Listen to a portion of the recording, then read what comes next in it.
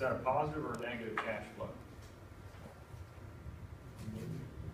Negative. All right, now, how many years is that? Is it going to be 5 years out, or is it going to be now?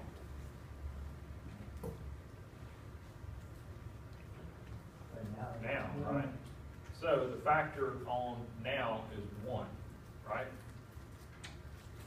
$250,000. The present value of $250,000 is $250,000 if it's now. So if you multiply 250,000 times 1, then you get 250,000.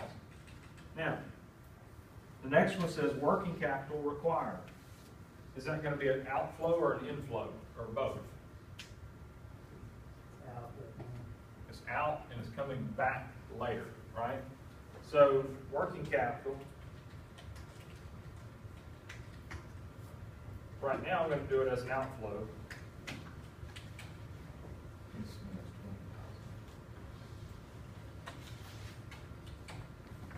And that's now, so the factor is now. All I'm doing over here is I'm just taking this times this times this. Now, I don't want to ignore that working capital, so I'm going to do it again. Maybe I'll name that out. And this in. So we're going to get the 20,000 back, right? But when are we going to get it back? 4 years from now, right?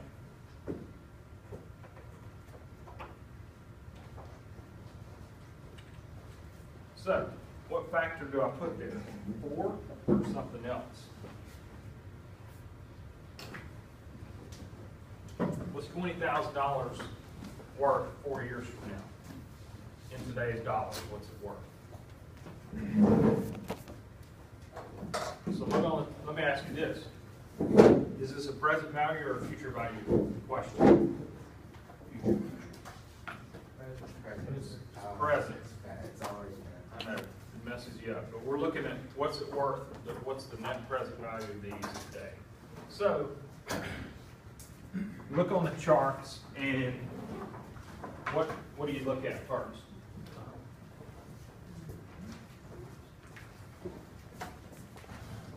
We're going to look at present value. Now let me ask you this, what kind of payment is this? Is it a one lump sum, or is it an annuity kind of payment?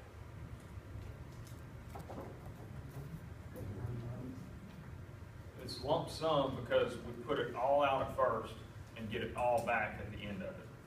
So let's look at what the present value of $1 at 14% is after 4 years. Like 4 years from now, we're getting 20,000 back, but 20,000 is worth a lot less now than it, right? So we got to figure that out.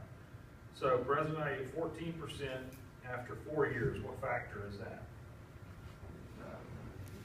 592, 0.592. So what we're saying is, we got to shell out $20,000 now, and then we're not going to get it back for 4 more years. And so, assuming we could earn 14% interest, or assuming the discount rate is 14%, it's only worth $11,840 today, right? Now, the next question is, upgrading of equipment in 2 years is going to be $90,000. Is it going to be an outflow or an inflow? An outflow? Out. So 90. And how many years from now? 2. And what are we going to use? What factor? Well, let me ask you, how often is this payment going to happen? Do what? Is it once in 2 years? Once in 2 years. All right, now let me, at the risk of being accused of being like Godwin, I'm going to say something that I hope doesn't get me fired. looking around the room, I don't think it's gonna get me fired. When I was in the car business, I mean, I wasn't a salesman, but I was an accountant. And somebody'd come in, they'd have horrible, horrible credit. And we'd say, they'd say, well, they're gonna be on the Chinese payment plan. And we'd say, what's the Chinese payment plan? They said, one lump of sum. You gotta, all up front, because we're not gonna loan you any money, your credit's so bad. So when you're doing these things, ask yourself if it's one lump of sum or if it's every single year, right? I'm so fired. But you'll remember, you guys will pass and I'll be fired. All right, so upgrade. What do we do? That's one lump sum, right? So what factor? It's present value of $1 period, right? So 0.769. So what we're saying here is $90,000 2 years from now is, if you discount it back at 14% interest, it's only worth $69,000 in today's dollars. Now, what's next? We have salvage value of equipment in 4 years.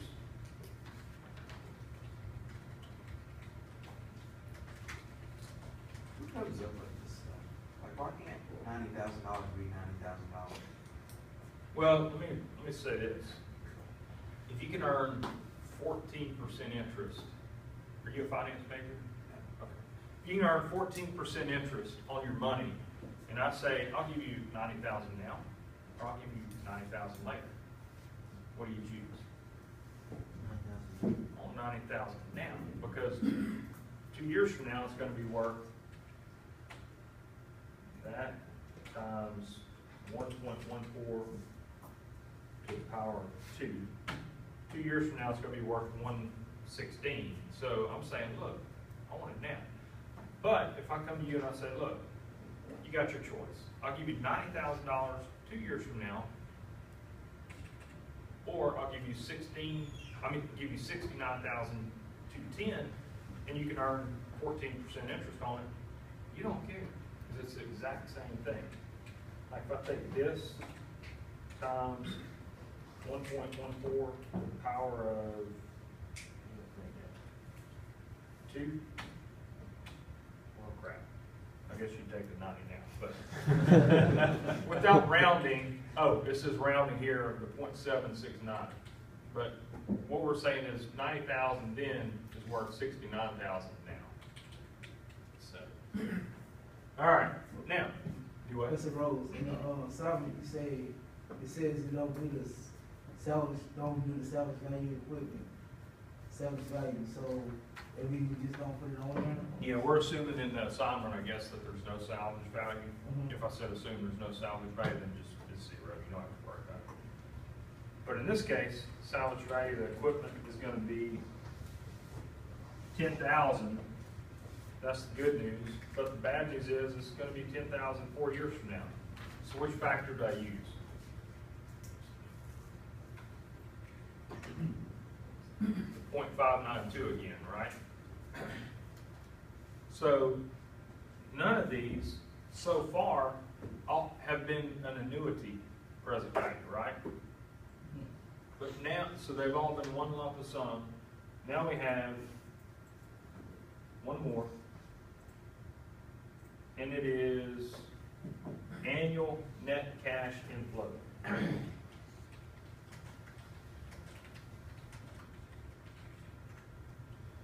So, that should be a very simple question.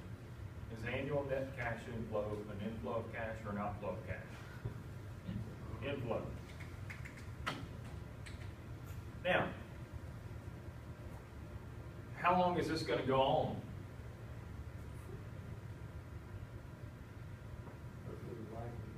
It's going to go on for 4 years, right? Mm-hmm. So, now, here's the thing on this. We got to use a factor, and this is not a lump sum payment. It's an every single year payment. So, the first year, you can take your 120, and you can earn 14% interest for 3 more years. The second year, you take 120, you can earn interest for 2 more years, and so on. That's why we have to use the periodic tables, because they've already done that for us. So we look down at the bottom and we multiply the cash flow. In each of these terms, we're multiplying the cash flow times the factor. So what factor are we going to use? What is the value of ordinary annuity? Yep. And what number am I going to use? 2.914. It's like, say 4, right? Do what? 2.914? Yep. 2.914. All right, that's good news, because that's exactly what this says we should have. That would be bad if it didn't. Right? It would stink if I went to here and said, oh shoot, the answer's something else, but we did it right. Now, on the assignment, when you do it, I would do, what you have to do is also this. We're gonna come down here, take these down here.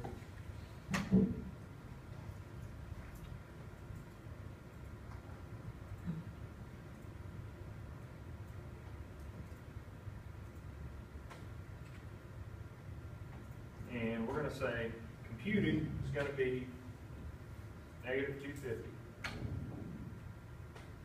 We're just gonna do this all the way down.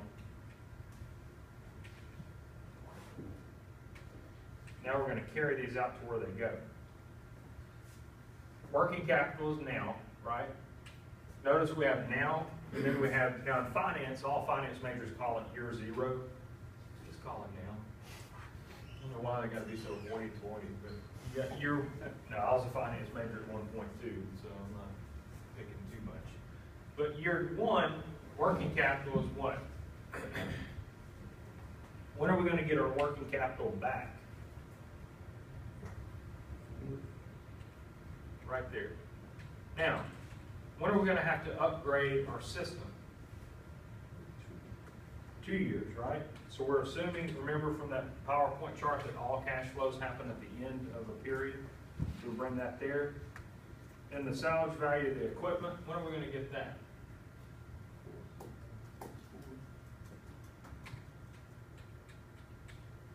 Probably when the whole thing finishes.